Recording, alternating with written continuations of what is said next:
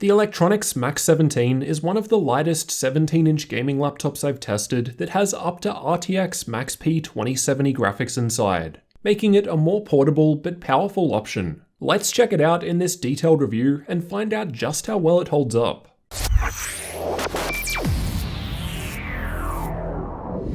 My Max-17 has an Intel i7-9750H CPU, NVIDIA RTX 2070 graphics, and this is not Max-Q, 16GB of memory and dual channel, a 15.6-inch 1080p 144Hz screen, and a 512GB NVMe M.2 SSD. For network connectivity, it's got Gigabit Ethernet, Wi-Fi 5, and Bluetooth 5. The Max-17 is also available with different specs, like RTX 2060 or GTX 1660 Ti, or different storage and memory options. You can find examples and updated prices linked in the description. If you'd instead prefer a smaller 15-inch version, I'll be comparing the Max-17 with the Max-15 in an upcoming video, so make sure you're subscribed for that one. The laptop is made out of a magnesium alloy. The lid is a matte black and completely clean with no logo. The interior is also the same matte black, and it looks and feels great. The build quality feels solid as it's all metal, and all corners and edges are rounded and smooth. The weight is listed at 4.71 pounds, and mine weighed a bit more at 4.93 pounds, or 2.2 kilos. With the 230-watt power brick and cables for charging included, the total rises up to under 3.1 kilos, or 6.8 pounds. This makes the Max-17 lighter when compared to many other 17-inch laptops with similar or even lower-powered Max-Q graphics options. The dimensions were also smaller when compared to many other 17-inch gaming laptops, and although it wasn't the thinnest I've tested, under 2 centimeters for this level of power is quite impressive.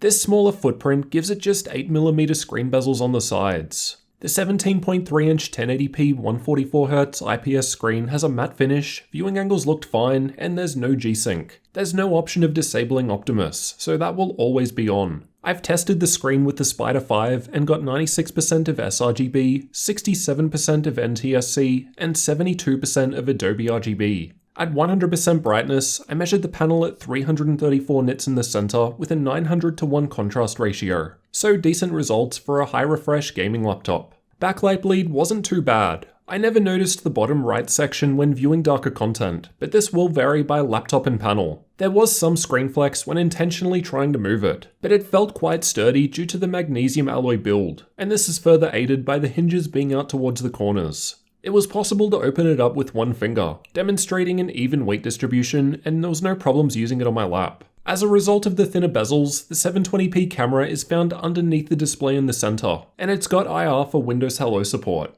As the camera's down the bottom, your fingers kind of get in the way while typing, and if you want to properly be in the frame, you've got to put the screen back a fair bit. Here's what it sounds like when the fan's set to max speed. So it is pretty loud initially, and it tries to isolate your voice, but it's not doing the best job. The membrane keyboard has RGB backlighting, which is controlled in 4 separate zones. It's got 7 different lighting effects, and it lights up all keys and secondary key functions. Key brightness can be adjusted between 4 levels or turned off completely using either the software or F6 and F7 shortcut keys. There's a numpad on the right which looks a bit cramped, but I had no problems using it, and the keyboard felt good to type with. Here's how it sounds to give you an idea of what to expect. There's an extra button next to the power button above the keyboard which can be used for cycling between the different performance modes. More on those soon. Keyboard flex was on the lower side when intentionally pushing down hard. Overall, it felt quite solid due to the metallic body, absolutely no issues during normal use. The glass precision touchpad physically clicks down when pressed. It was very smooth to the touch and worked fairly well. However, I had some issues clicking down in the bottom left and right corners, as it seems to just have a lot of space to move. It's hard to explain, but sometimes I get annoyed while using it. The size was on the larger side, and you can disable or enable it by double tapping the top left corner. Fingerprints and dirt don't really show up very easily due to the matte finish, but as it's a smooth surface, it's quite easy to clean with a microfiber cloth. On the left from the back, there's a Kensington lock, air exhaust vent, USB 3.1 Gen 2 Type A port, and 3.5mm mic and headphone jacks. On the right from the front, there's a microSD card slot, two USB 3.1 Gen 1 Type A ports, and an air exhaust vent on this side too. The back has air exhaust vents towards the corners. Then for I/O from left to right, there's a Type-C Thunderbolt 3 port, HDMI 2.0B output, which is connected directly to the NVIDIA graphics, Gigabit Ethernet, and the power input. There's an RGB light bar on the front which can be customized with some effects through the software. You can control all 23 of the lights individually too. Underneath there are plenty of air vents towards the back half for intake, otherwise it's quite clean.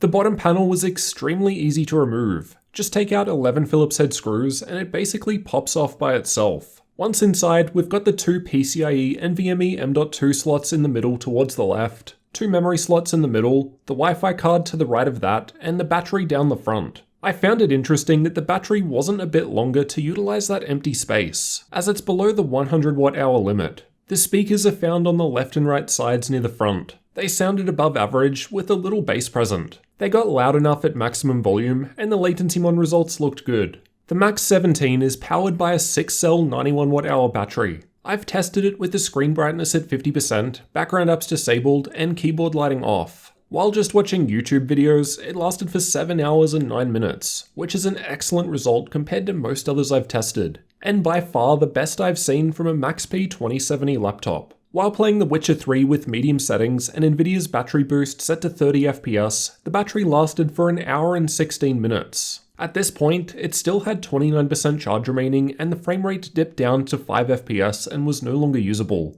but it lasted for 2 hours and 4 minutes if you include that. The Max-17 with RTX 2060 or 2070 has the 230 watt power brick, but the 1660 Ti model has a lower powered 180 watt brick. Now let's find out how hot the Max-17 gets and see if this causes any issues to performance. The control panel software lets you select different performance modes, which from lowest to highest are Office Mode, Game Mode, and Turbo Mode. In Office Mode, there are 3 different fan options, but you can also customize the curve. In Game or Turbo Mode, you can enable Fan Boost, which sets the fan to maximum speed. Turbo Mode also enables Electro Boost. However, the difference with the 2070 model won't be as much as the 2060 or 1660 Ti versions, as the thermal headroom for the GPU is close to the 115 watt cap. If thermals permit though, it is possible for the maximum power to boost above this. The Max-17 has a -0.05 volt undervolt to the CPU by default. This can be changed in BIOS or software, and my unit has stock thermal paste applied.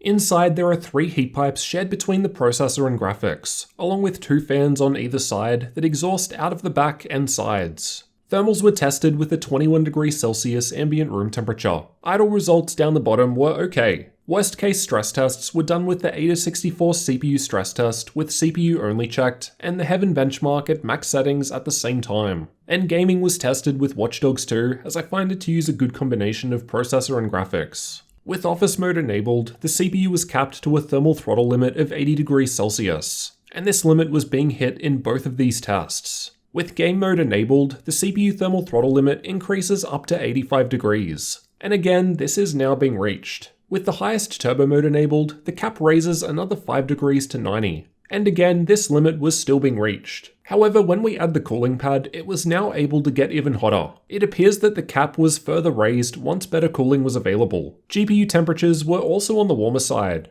However, the thermal throttle limit wasn't being hit outside of brief spikes. These are the clock speeds for the same tests. The CPU difference is pretty small between office and gaming modes, despite the 5-degree difference. CPU clock speeds increase more in turbo mode, but even with the cooling pad, we're not quite hitting the full 4 GHz all-core turbo boost speed of the 9750H. It's worth noting that the speeds seen here are higher when compared to the Max-15 under the same tests, so the larger chassis seems to have its advantages. The GPU clock speeds were lowest in office mode, stepping up with all other modes. This was despite the 2070 being able to run at its 115 watt limit during all of these tests. We're only seeing the CPU power level raise as we step up through the performance modes. As each mode boosts the CPU thermal throttle limit, performance increases as a result of more power being available, and more power equals more heat. In CPU-only workloads like Cinebench, the 9750H would thermal throttle near its 100 watt limit while running at 95 watts, which is pretty impressive given this is stock settings for the Max-17.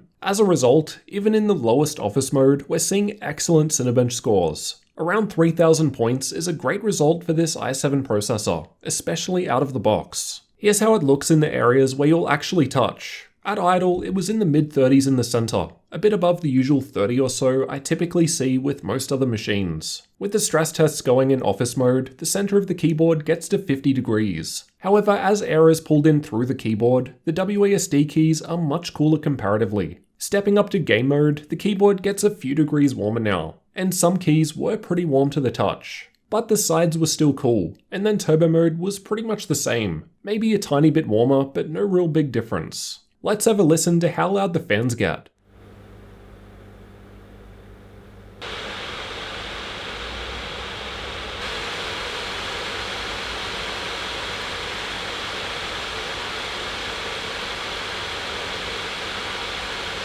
The fans were still audible at idle, even with the quiet fan mode enabled. With the stress tests going, the fans were louder than I expected with the fans set to quiet mode, at least in this worst case workload. Game mode and turbo mode were a little louder, and there was no difference between leaving the fans on the automatic speed or manually enabling fan boost, as they were already maxing out in auto mode, which is why I didn't separately test thermals for max fans earlier. I've tested Shadow of the Tomb Raider to see how the different modes actually affect game performance, and office mode with quiet fans is still performing quite well, so you can definitely get acceptable gaming performance with lower temperatures. Though, as we just heard, the fans aren't that much quieter. Next, let's find out how well the Max-17 actually performs in games. I've tested with turbo mode and fan boost enabled for best results. Red Dead Redemption 2 was tested using the game's built-in benchmark tool. High settings was still able to give decent average frame rates considering this is a resource-heavy game. Battlefield 5 was tested in campaign mode. I've got the results with RTX enabled, shown by the green bars, and RTX off, shown by the purple bars. It was pretty playable with RTX on, though as a first-person shooter game, you'll probably want the higher FPS that can be obtained with RTX off, which ran much better. Control was also tested with and without RTX enabled. The game still plays okay with lower frame rates for the most part, so RTX even with the highest setting was usable, but I personally preferred high settings with RTX off, which averaged above 60 FPS. Apex Legends was tested with either all settings at maximum or all settings at the lowest possible values, as it doesn't have predefined setting presets. The 144 FPS frame cap was being hit at minimum settings, and even maxed out, it wasn't too far behind this. Call of Duty Modern Warfare was tested in campaign mode, and I've also tested it with the settings either maxed out or at minimum. Minimum settings was close to 100 FPS in this test, however it still played pretty well even with everything at maximum. Fortnite was tested with the replay feature, and as a less demanding game, Epic settings wasn't too far behind the refresh rate of the screen, so no problems playing it at all. If you're after more gaming benchmarks, check the card in the top right corner where I've tested 20 games in total on the Max-17. Let's also take a look at how this config of the Max-17 compares with other laptops. Use these results as a rough guide only, as they were tested at different times with different drivers. Starting with Battlefield 5, I've got the Max-17 highlighted in red near similarly spec'd machines. In this game, the performance was about the same as the smaller Max-15, which is just below it on this graph. The results are somewhere in between the other 2070 laptops I've tested, so fair results considering the Max-17 is on the thinner side. These are the results from Far Cry 5 with Ultra settings in the built-in benchmark. This time, the Max-17 saw an improvement over the Max-15, and was now actually beating all of the other 2070 laptops that I've done this test with. The 1% low is right up there too, coming in third out of this selection. These are the results from Shadow of the Tomb Raider with the built-in benchmark at highest settings. Again, the results were a little ahead of the smaller Max-15 with same specs, and close to the heavier and larger GP75. The Asus GX502 seems to perform better though despite being smaller, most likely due to the ability of bypassing Optimus. But it does also cost more too. As I suspected in my Max-15 review, the Max-17 does indeed perform a little better, likely due to the larger chassis which seems to offer a little cooling advantage. The Max-17 is also a fair bit lighter than those other 17-inch machines too, while also being cheaper. So it's got a good power to rate ratio for those that prefer portability with power. I've used Adobe Premiere to export one of my laptop review videos at 4K. As generally seems to be the case, once you have an i7 and GTX 1660 Ti, diminishing returns are pretty heavy with higher specs in this particular workload. Now for the benchmarking tools. I've tested Heaven, Valley, and Superposition from Unigine, as well as Firestrike, TimeSpy, and Port Royal from 3D Mark. Just pause the video if you want a detailed look at these results. I've used Crystal Disk Mark to test the storage, and the 512GB NVMe M.2 SSD was performing fairly for both reads and writes.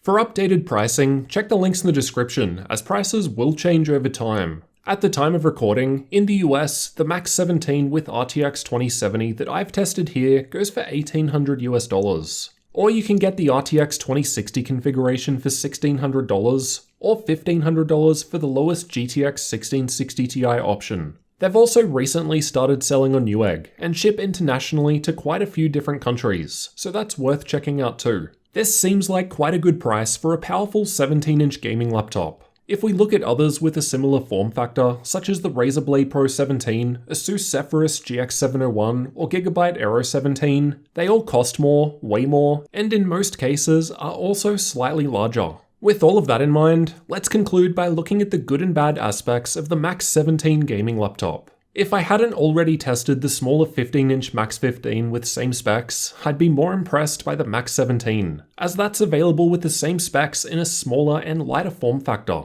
That's not to say the Max-17 isn't impressive. As mentioned, it stacks up well compared to the other 17-inch machines out there for less money, while also being a fair bit lighter. And when compared to the Max-15, the larger chassis does give it better performance in games due to better cooling. The build quality was also excellent. The entire thing is magnesium alloy with a clean finish. Despite being on the thinner and slimmer side, the performance was comparable when compared to other heavier 2070 laptops that I've tested. This does, however, seem to come at the expense of thermal throttling. Now, to be fair, the CPU thermals are hard capped to 90 degrees Celsius, so it won't get hotter than this. Well, at least until you add a cooling pad and improve cooling. This does mean that some performance is lost. However, it also means the internals aren't going to get crazy hot. I think it offers a good balance between temperatures and performance, all things considered. If it were my money, I'd definitely pay the extra for the liquid metal upgrade, as improving thermals in the Max-17 should directly correlate to increased performance, which we saw when using a cooling pad.